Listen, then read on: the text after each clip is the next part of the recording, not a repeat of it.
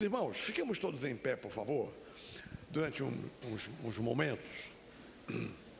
Glória a Deus. Vamos ter uma palavra de oração antes da nossa meditação na palavra de Deus. Vamos orar.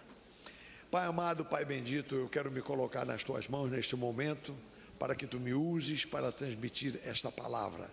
E abençoa a cada um dos meus irmãos, das minhas irmãs, que além de tudo o que já aconteceu, quando louvamos o teu nome, participamos da ceia, contribuímos para a tua obra, e agora, ó Deus, ouvimos também esse projeto aqui apresentado, além do que também esse mês de pregação do Evangelho pelo nosso ministério de crescimento espiritual, de conhecimento da palavra de Deus, esse mês que passou, ó Pai, além de tudo isso que já ouvimos, ó Pai, agora nós vamos cercar a tua palavra.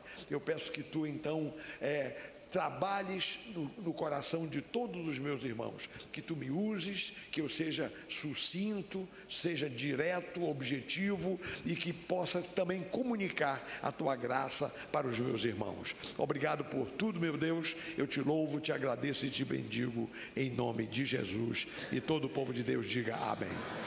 Queridos, podem sentar. A pastora Dulce, eu estive já com ela, e ela me pediu para falar aos meus irmãos, nesta manhã, a respeito da reforma protestante. Para quem não sabia, neste mês, exatamente neste mês de outubro, 31 de outubro de 1517, portanto, neste mês nós estamos fazendo 500 anos da reforma. Eu acho que foi antes de ontem, sexta-feira, foi realizado um evento no Teatro Municipal, no Rio de Janeiro, em comemoração aos 500 anos da reforma. Não foi sexta-feira passada, antes de ontem? Bem, eu vi que era antes de ontem. Tudo bem, teve ou vai ter esse evento comemorativo. Aliás, as igrejas estão comemorando, em todas as igrejas evangélicas, a reforma protestante. Eu queria dizer para os irmãos uma coisa. Eu estive em Santa Catarina uma vez, e no estado de Santa Catarina há muitos luteranos. E eu não sei se os luteranos não se dão bem com os outros, ou se são os outros que não se dão bem com os luteranos. Aí um irmão estava me dizendo, porque esses luteranos e tal, um pentecostal estava dizendo isso. Eu digo, querido, não diga nada, você não sabe o que é que está falando. Nós devemos ao Martinho Lutero a nossa existência. Se o Martinho Lutero não fizesse a reforma protestante, não haveria igreja evangélica em país nenhum do mundo. Estava todo mundo debaixo da igreja católica romana, até hoje. Então, nós devemos ao Martinho Lutero a existência da igreja evangélica.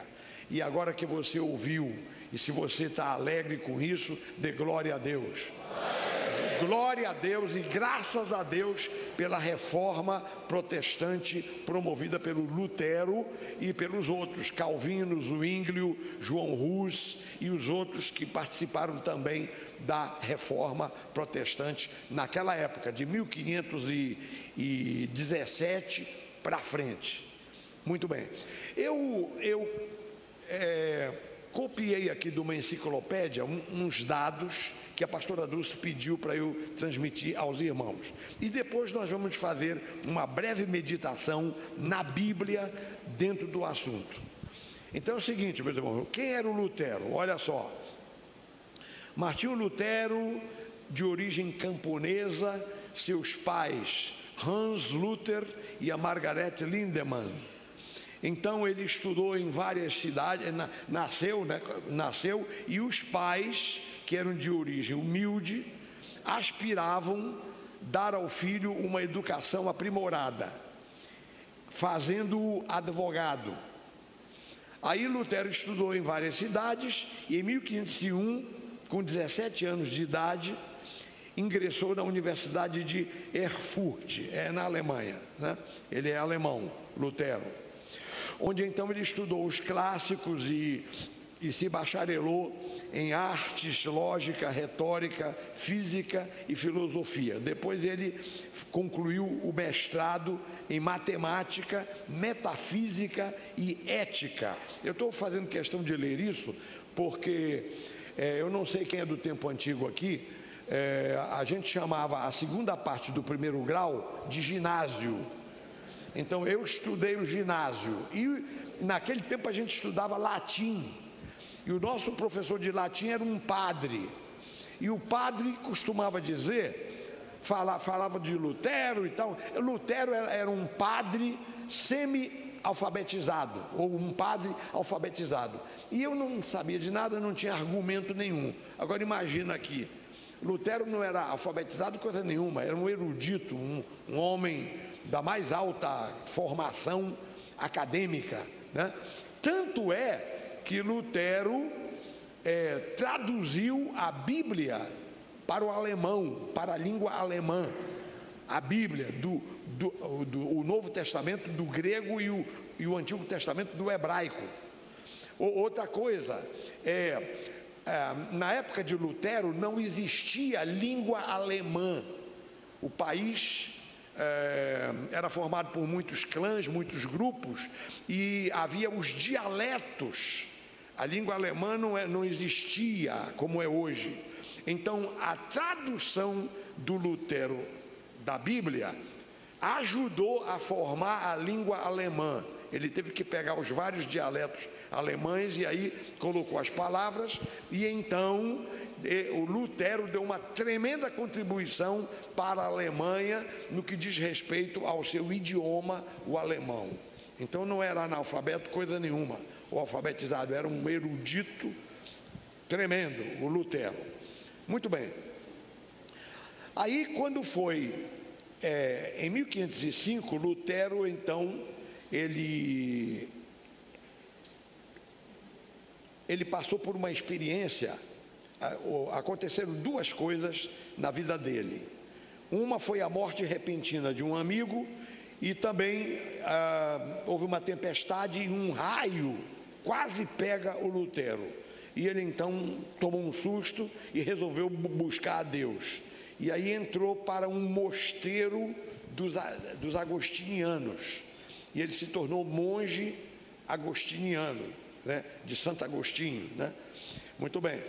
E aí ele, na vida monástica, ele se destacou, foi ordenado sacerdote e tal, depois foi para Wittenberg, que é um castelo que tem na Alemanha, que tem a igreja, e ele era o pároco lá de Wittenberg. Muito bem. Um dia, quando ele foi representar a sua ordem, que ele era agostiniano, foi representar a ordem num evento qualquer lá em Roma. Chega em Roma, ele ficou chocado com o secularismo da igreja, quer dizer, o mundanismo da igreja e o baixo nível moral da cidade. Roma, que era a capital da igreja católica, era uma depravação só, e ele ficou escandalizado com isso. E então voltou lá para a Alemanha e ficou por lá, etc. E não demorou muito, o Papa da época era o Leão X, Papa Leão X. Ele então criou o sistema das indulgências. Indulgência é o seguinte: vender o perdão de pecados. Então, assim, conforme a contribuição da pessoa para comprar uma indulgência, recebia o perdão de pecados na terra, ou no purgatório, ou pelos pecados cometidos, ou então o que ainda ia cometer. Então, a indulgência era um negócio para juntar dinheiro para poder construir a Basílica de São Pedro, em Roma. Então, construir grande parte dos recursos para a construção da Basílica de São Pedro em Roma vinha das indulgências. Então, vender perdão de pecados. O indivíduo compra uma indulgência daquela, o dinheiro vai para Roma, e aí, dependendo do que pagar, pode ser os pecados não só passados, como os que ainda vai cometer, e até os do purgatório, da pessoa que morreu. Então, aí, quando o representante do Papa chega em Wittenberg com essa conversa, o Lutero simplesmente se rebelou. O Lutero diz aqui que ele escreveu, aliás, ele proferiu um sermão intitulado Indulgência e Graça. Ele foi pregar a Bíblia e começou a pregar sobre a graça de Deus, a salvação pela fé, e combatendo a indulgência, que você já entendeu, que não tem nada a ver com fé nem com evangelho, né? Então aí começa a polêmica e termina, bem, os outros detalhes os irmãos já têm ideia, o que eu já falei até aqui é suficiente. Termina que Lutero foi excomungado. Ele, Lutero, não queria reformar a igreja, ele não queria se rebelar contra nada nem contra ninguém, ele só queria que não tivesse a depravação que havia naquele tempo, né?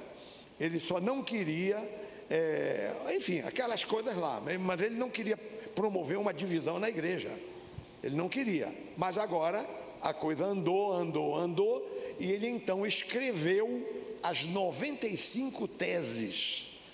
As 95 teses é o seguinte, são os pontos lá que o Lutero apontou, ó, isso aqui, isso aqui, isso aqui, isso aqui, isso aqui, isso aqui, está errado, errado, errado, errado. E ele, aquela maçaroca de papéis, ele pregou na porta da igreja que ele era o pároco, né? Na Catedral de Wittenberg. Muito bem. Em 1524, portanto, a fixação das 95 teses foi nesse dia, 31 de outubro de 1517. Então, nesse mês agora, no último dia do mês. Quando chegar dia 31, todo mundo lembra. Hoje, Lutero pregou lá na Catedral de Wittenberg as 95 teses. Ainda vai ser, né? O aniversário da Reforma é 31 de outubro.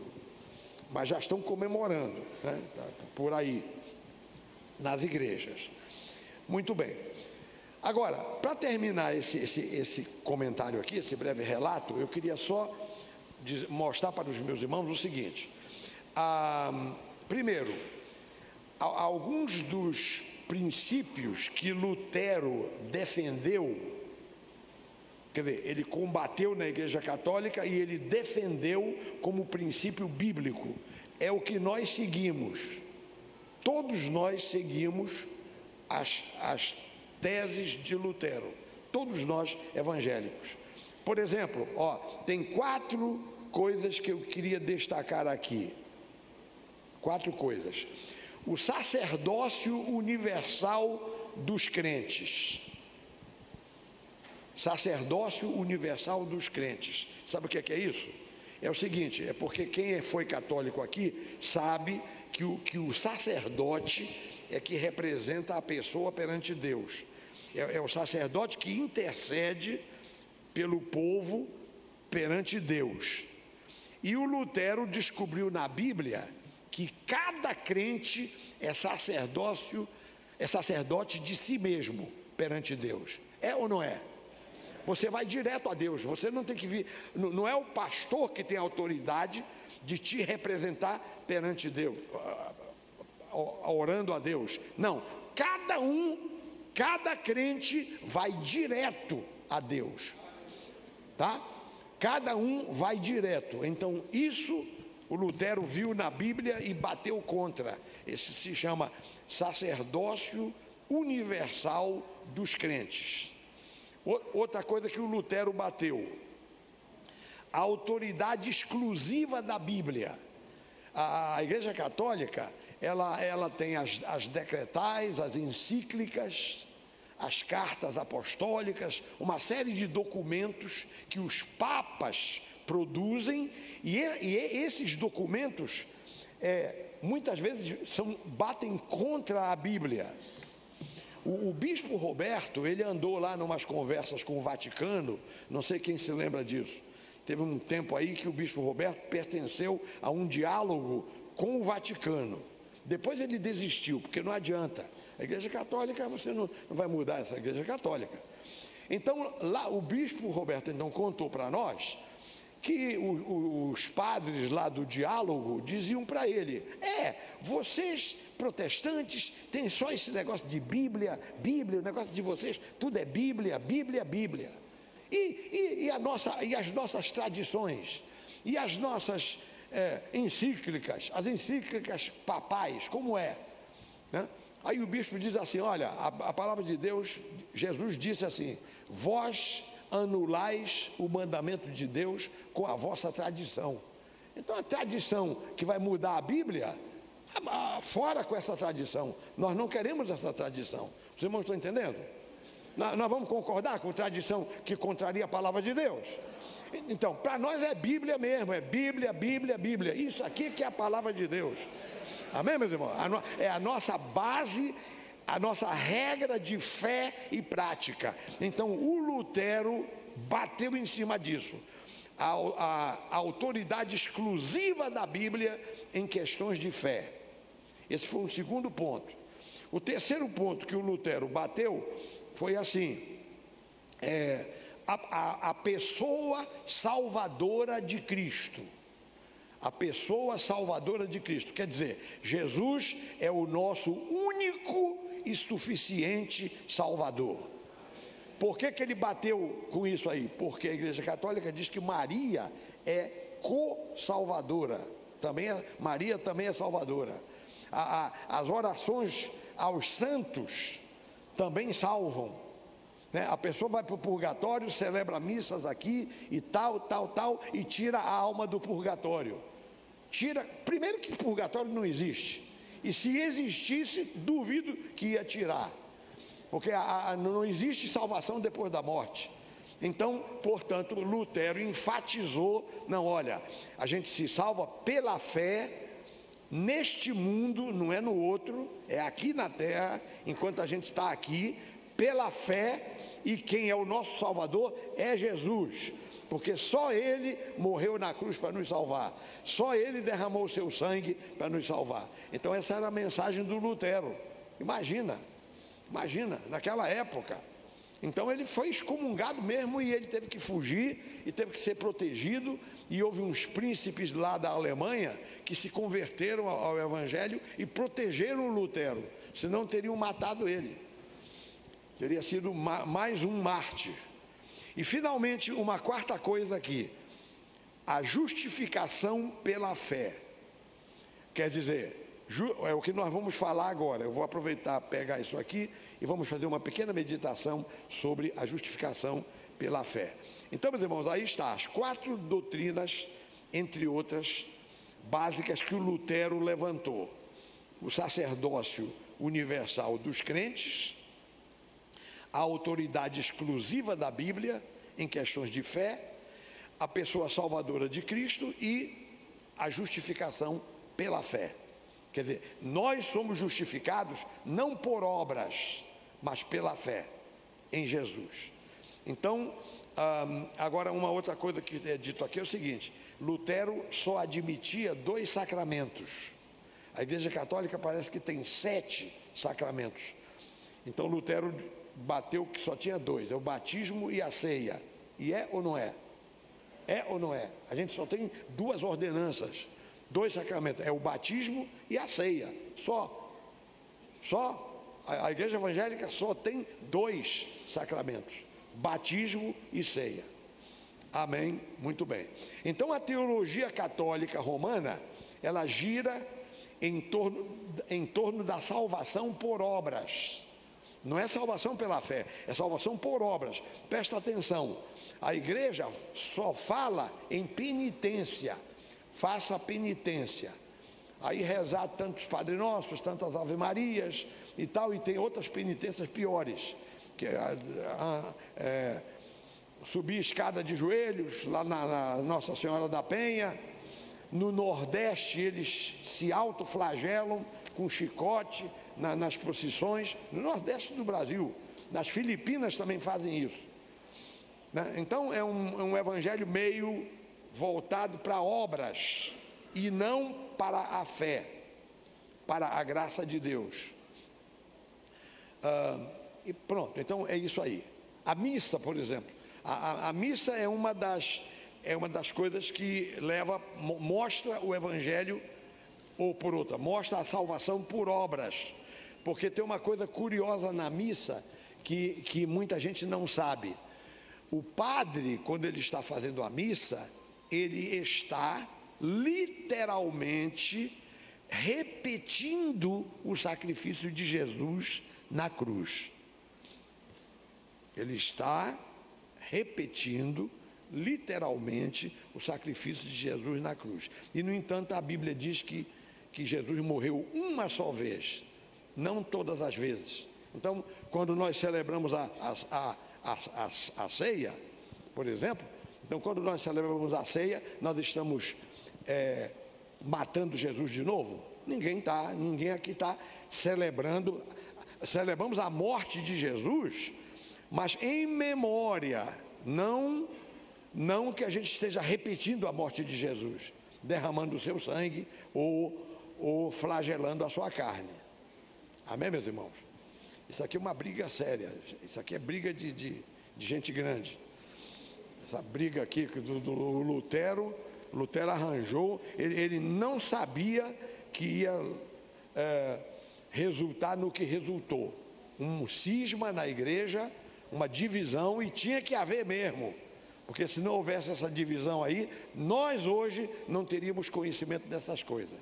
Então, graças a Deus por Lutero, graças a Deus pela Reforma, graças a Deus pela Bíblia, graças a Deus pelo Evangelho como nós conhecemos. Amém? Pronto, agora vamos para a Bíblia um pouquinho?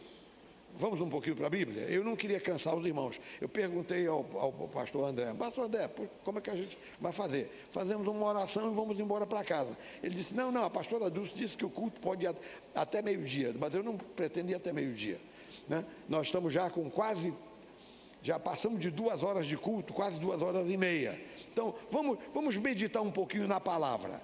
Olha, meus irmãos, eu prometo correr o mais rápido possível. Olha só, Romanos capítulo 5, versículo 1. Diz o quê? Todos leiam a palavra comigo.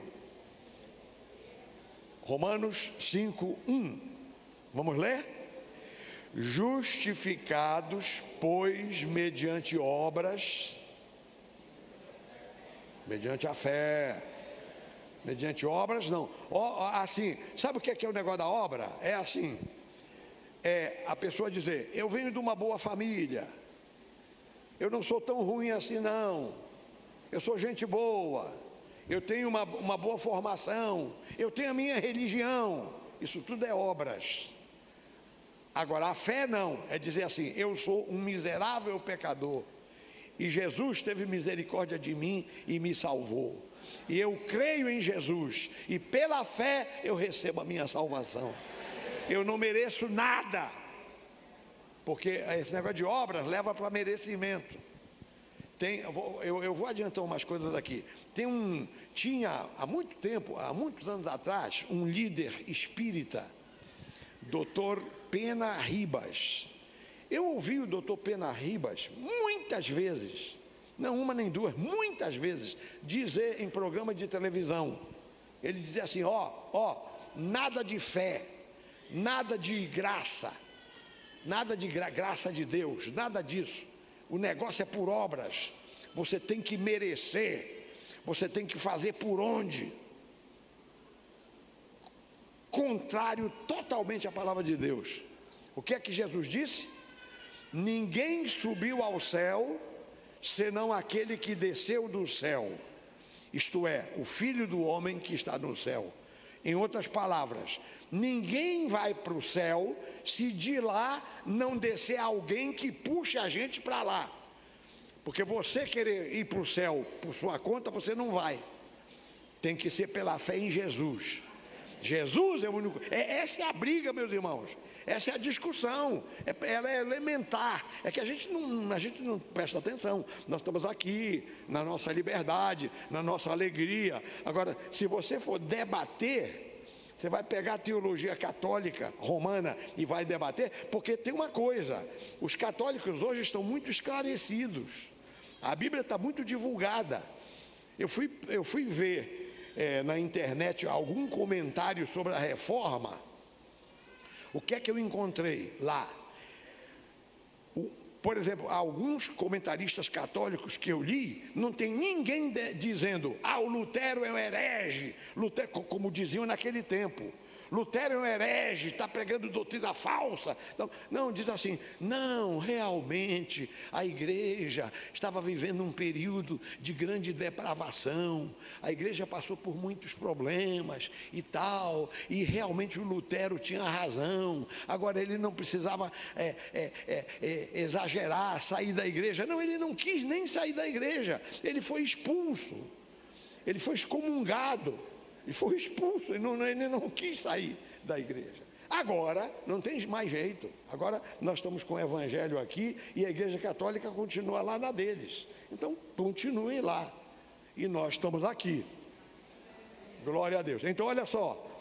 Justificados, mediante a fé, temos paz com Deus por meio de nosso Senhor Jesus Cristo. Veja aqui Efésios 2, isso aqui nós estamos aqui começando a discutir a questão das obras.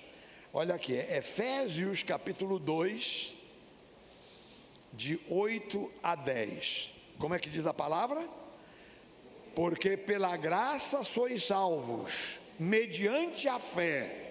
E isto não vem de vós, é dom de Deus, não de obras, para que ninguém se glorie, pois somos feitura dele, criados em Cristo Jesus para boas obras, as quais Deus de antemão preparou para que andássemos nelas. Então veja só, somos salvos por fé e por graça. O meu querido amigo, por permissão, doutor Ribas, está totalmente enganado. Diz que não é por fé e nem por graça. Paulo diz: é por fé e é por graça. Diz aqui, pela graça sois salvos, mediante a fé. E isto não vem de vós, é dom de Deus. É Deus ainda quem faz isso. E não é de obras para que ninguém se glorie. É porque o Salvador não é o homem. O Salvador é Jesus. Então já pensou, pastor Luiz, se o irmão se salva por si próprio? Não, eu me salvo pelas minhas obras. Então você vai se gloriar diante de Deus. Você vai se jactar diante. Não, eu estou aqui porque eu fiz a minha parte, eu me esforcei. Não, salvação não é assim não.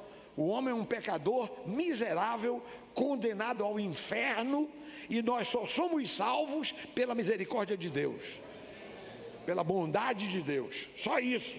Esse é o evangelho verdadeiro. Amém, irmãos? Pronto, olha só. Agora eu queria mostrar para os meus irmãos que existem 3 tipos de obras. Porque você diz: bom, mas e as obras? Afinal, as obras servem para alguma coisa? Serve. Não para salvar. Não, a salvação é pela fé, é pela misericórdia de Deus, é pela graça de Deus. Agora, se a pessoa é salva, a pessoa vai praticar boas obras. Toda árvore boa produz bons frutos. Então, uma boa árvore não produz frutos maus. Então, obviamente, a obra é para mostrar a fé. A obra é para mostrar a fé, mas a salvação é pela fé. Então, vamos lá. Olha o que diz aqui. Os 3 tipos de obras. Está ali, eu coloquei ali obras más, obras mortas e o terceiro tipo, obras vivas.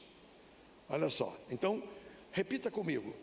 3 tipos de obras. Tem as obras más, obras mortas e obras vivas. O que são as obras más? É o pecado. As más obras é o pecado. Então, onde é que está escrito ali? Romanos 3, 23, temos que ler rápido, meus irmãos, rapidinho. Romanos 3, 23, diz assim: pois todos pecaram e carecem da glória de Deus. Então, o pecado é a obra má, ok? Agora, vamos andar rápido. O que são obras mortas? Onde é que a Bíblia fala em obras mortas? Hebreus 6, vem aqui para Hebreus capítulo 6, versículo 1, diz o quê? Por isso, pondo de parte os princípios elementares da doutrina de Cristo, todos acharam? Hebreus 6. Deixemo-nos levar para o que é perfeito, não lançando de novo a base do arrependimento de obras mortas e da fé em Deus, etc. O que é ou o que são obras mortas? Irmãos, obras mortas são as tentativas humanas de salvação. Explico melhor. A salvação não é pela fé, não é Jesus que nos salva, mas as pessoas estão querendo se salvar por outros caminhos. A pessoa diz assim: não, eu sou uma boa pessoa, eu dou esmolas, eu faço bem ao próximo, eu pratico caridade. Obras mortas. Qualquer tentativa de salvação fora de Jesus, fora do Evangelho, a Bíblia chama de obras mortas.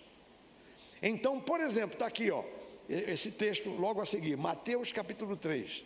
Olha só, Mateus, venha comigo aqui para Mateus capítulo 3. Quem é que praticava obras mortas? Quem? Por exemplo, quem? Os judeus. Os judeus praticavam obras mortas. Olha só o que diz aqui, capítulo 3 de Mateus, versículo 5. Saíam a ter com ele, com João Batista, né? Jerusalém, toda a Judéia e toda a circunvizinhança do Jordão, e eram por ele batizados no rio Jordão, confessando os seus pecados. Isso era a multidão. Aí, vendo João Batista, porém, que muitos fariseus e saduceus vinham ao batismo, disse-lhes: raça de víboras, quem vos induziu a fugir da ira vindoura? Produzi, pois, frutos dignos de arrependimento. E não comeceis a dizer entre vós mesmos: temos por pai a Abraão, porque eu vos afirmo que destas pedras Deus pode suscitar filhos a Abraão. Sabe o que é que o judeu dizia? E o judeu diz até hoje: não se meta comigo, eu sou descendente de Abraão, tá?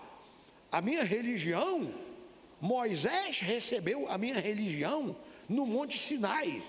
Deus deu as tábuas da lei, Deus escreveu com o dedo dele nas tábuas os 10 mandamentos, e essa é a minha religião. E o judeu fica batendo no peito e tal, ó, não se meta comigo, né? O judeu acha que não precisa de salvação, ele está na religião certa.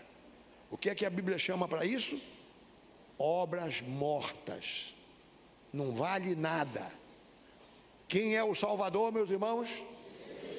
Todo mundo tem que se render a Jesus, né? Qualquer religião, qualquer ideia, qualquer preceito, qualquer coisa que queira salvar a pessoa, queira acertar a vida da pessoa com Deus, fora de Jesus, é falso, é obra morta, é inútil. Inclusive, as pessoas se baseiam nas suas próprias justiças. Eu estou me lembrando de um texto que eu não anotei aqui, está lá no profeta Isaías, que diz assim: as nossas justiças são como trapos da imundícia. Conhece esse texto? Onde é que está escrito isso? Alguém acha rápido aí? Isaías, quem pode achar isso aí rápido? Para mim, onde estão os estudiosos da Bíblia? Que diz assim: as nossas justiças são como trapos da imundícia. Se não achou, eu não anotei aqui. Hã? Quem pode achar isso rapidamente? Isaías 64, 6. Olha só. Quer ver? Olha. Isso, obrigado, meu irmão. Ó, mas todos nós somos como o imundo, e todas as nossas justiças como o trapo da imundícia. Todos nós murchamos como a folha, e as nossas iniquidades como um vento nos arrebatam. Então, a pessoa que diz, não, eu faço bem, não, mas não sou ruim assim como você está pensando, você não me conhece, eu venho de uma boa família, eu tenho uma boa formação, eu tenho a minha religião, está pensando o quê? Só que o que está pensando, a Bíblia diz que isso aí é trapo da imundícia, isso não vale nada. Numa linguagem mais polida, obras mortas. Amém, meus irmãos? Pronto, então tem três tipos de obras. Tem as obras más, que é o pecado. Tem as obras mortas, que são as alegações das pessoas. A pessoa não quer nada com Jesus, aí inventa uma coisa, se justifica de algum jeito. São as obras mortas. E finalmente, as obras vivas. Quais são as obras vivas? São as obras do Evangelho. Agora, vamos passar agora para um ponto que eu quero lhe mostrar o que são obras vivas. Olha, há uns anos atrás aí, eu estive no escritório de um advogado em Niterói. Aí, esse advogado disse para mim assim, pastor, escuta só, a Bíblia não diz que a fé sem as obras é morta. Conhece isso? Vocês conhecem aqui esse texto? Que diz que a fé sem as obras é morta. Quer dizer, a fé é morta se não tiver obras. Aí ele pega e diz para mim assim, bom, se é assim, vamos fazer o seguinte, eu fico com as obras e deixo para lá esse negócio de fé. Então eu não quero fé, porque se a fé sem as obras é morta, quer dizer, então a obra é que vale e a fé deixa para lá. Então, diz ele para mim, eu fico com as obras, eu fico só fazendo obras, eu sou um camarada bom, eu não sou ruim, eu não sou uma má pessoa, então ele quis se justificar. Então ele diz, não, eu fico com as obras e deixo para lá a fé, porque diz que a fé sem as obras é morta, então quer dizer que eu não preciso de fé, basta que eu faça as obras. Aí eu disse para ele, ok, vamos fazer as obras. Aí perguntei eu para ele, o senhor sabe quantos tipos de obras existem? E agora eu não estou falando de obras más, nem mortas, nem vivas. As obras são as obras vivas. Quantos tipos de obras vivas existem? Está ali, ó. Que tipo de obras devemos praticar? Quais são as obras do Evangelho? Volte para trás um pouquinho, meu querido. Esse texto aqui que eu marquei, Tiago, capítulo 2, é o tal texto que diz que a fé sem as obras é morta, que o rapaz citou para mim. Agora eu vou mostrar para os meus irmãos quais são as obras que nós devemos praticar. Ora, a gente está falando de obras, a gente não está falando de fé, a gente está falando de obras. Pois agora, pasme, pastor Luiz, a primeira obra que nós temos que praticar é a obra de fé, são as obras de fé. Onde é que está escrito isso na Bíblia? Vê lá, ó, João 6, vamos ler? João 6, 28, 29. O que é que diz aqui? Isso aqui foi depois que Jesus multiplicou os pães e os peixes, que eles saíram atrás de Jesus. E aí perguntaram para Jesus, olha o que perguntaram aqui, ó. Dirigiram-se, pois, a ele, perguntando, que faremos para realizar as obras de Deus? Respondeu-lhe Jesus, a obra de Deus é esta, que creiais naquele que por ele foi enviado. Você quer fazer uma boa obra? Então esqueça a fé e vamos falar só de obras. Qual é a primeira obra que eu tenho que fazer? A da fé.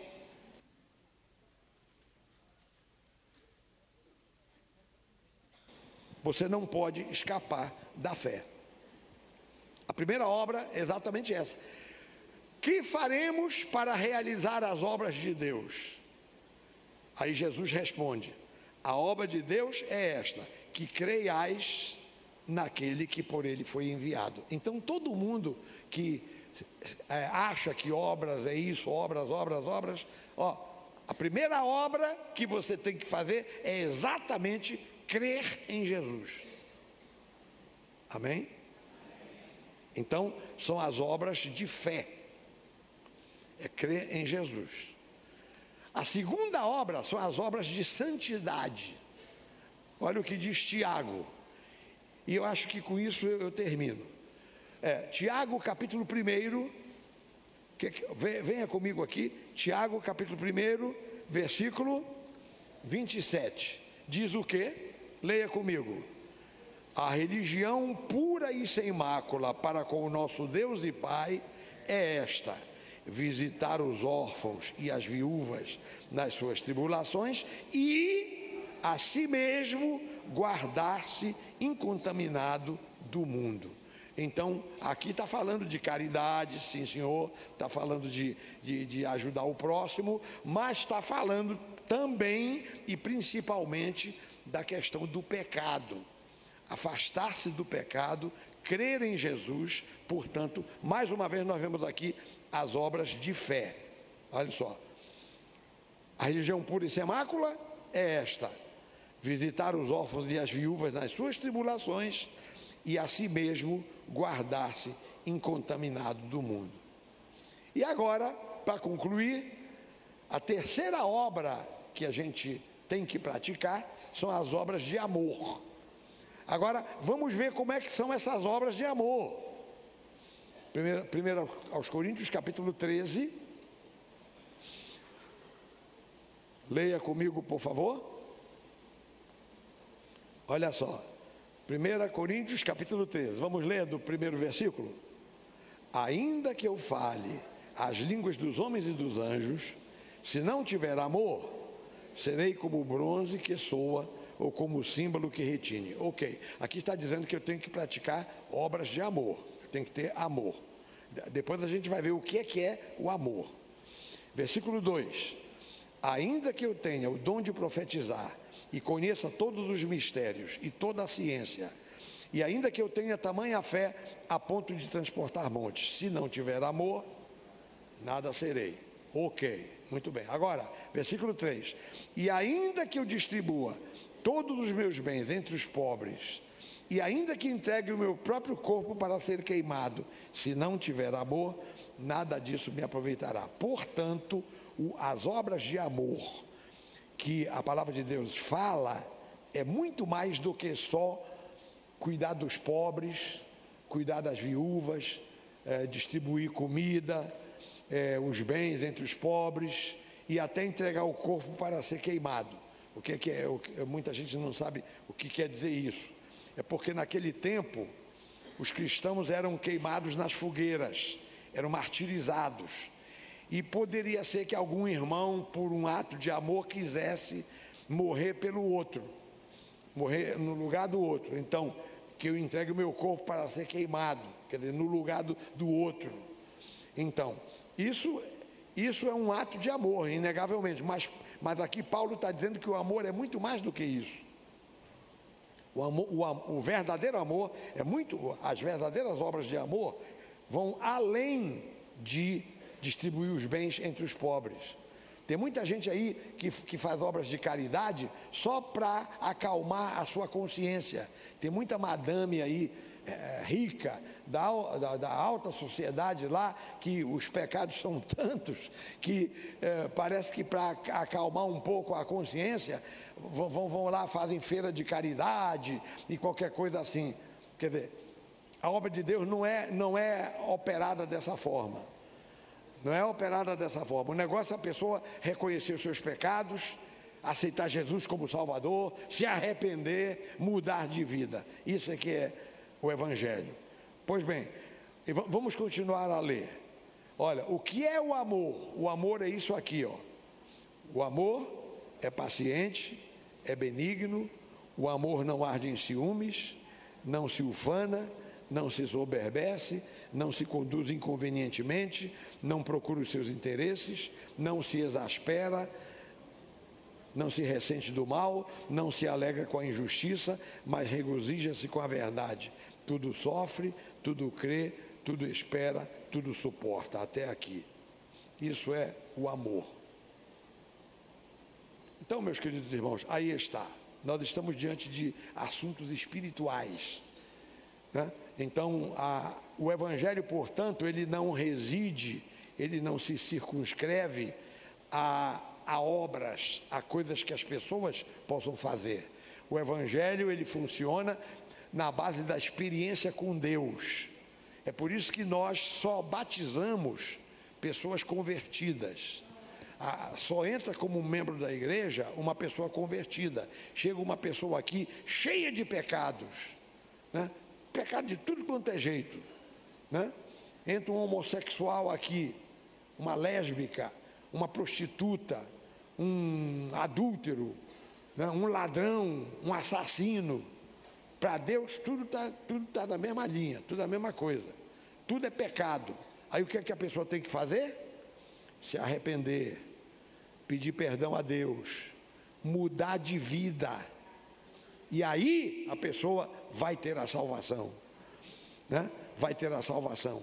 Quem tentar arranjar um atalho e pensa que pode enganar a Deus ou enganar o Espírito Santo, essa pessoa que está enganada, porque a gente não engana a Deus nem ao Espírito Santo.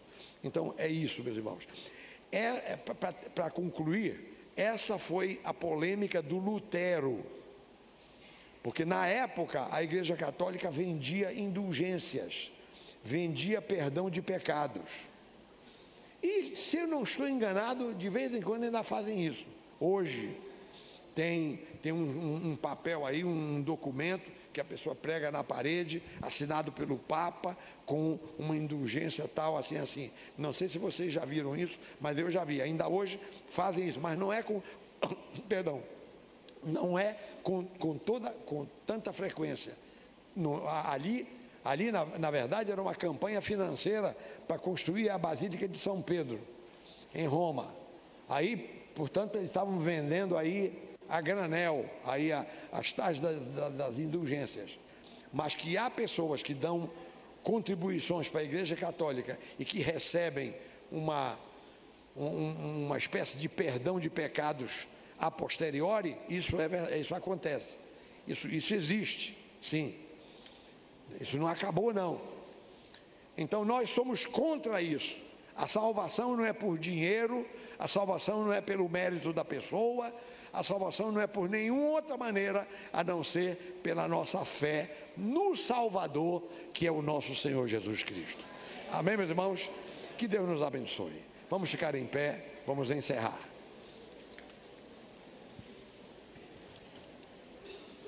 Acho que nós corremos bem, não foi? Glória a Deus. Amém. Louvado seja o nome do Senhor. Amém. Castelo forte é nosso Deus, espada e bom escudo. Esse é o hino que o Lutero cantou, só que ele cantou em alemão. Fizeram uma versão para o português. Esse hino ele cantou quando foi lá a Roma. Quando foi lá que ele viu aquela coisa lá em Roma, ele cantou isso, olhando lá das colinas, ele viu a cidade. Muito bem, glória a Deus.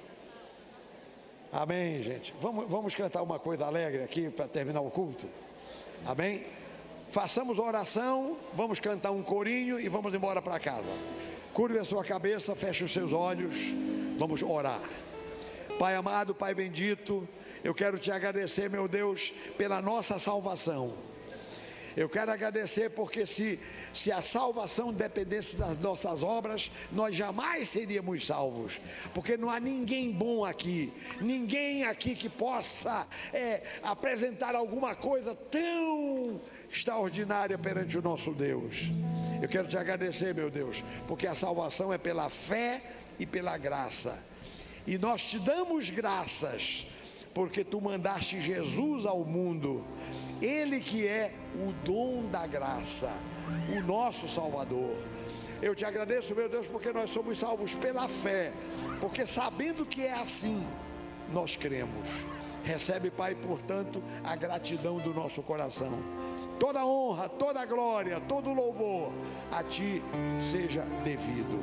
Pai, eu oro com fé, agradeço por tudo, em nome de Jesus. Leva-nos aos nossos lares, na Tua santa paz. Dá-nos um bom almoço, uma tarde maravilhosa e logo mais à noite, quando nós estaremos de volta aqui no culto, para a glória do Teu nome. Em nome de Jesus. Eu quero agora abençoar os irmãos que estão no andar de baixo. Meus irmãos, Deus abençoe vocês. Eu estava falando aqui, nem estava me lembrando que os irmãos estavam aí. Me perdoem qualquer coisa e Deus abençoe os meus irmãos que estão embaixo aí no andar de baixo, rica e abundantemente, em nome de Jesus. Amém. Meus irmãos, Deus abençoe a todos. Vão na paz do Senhor.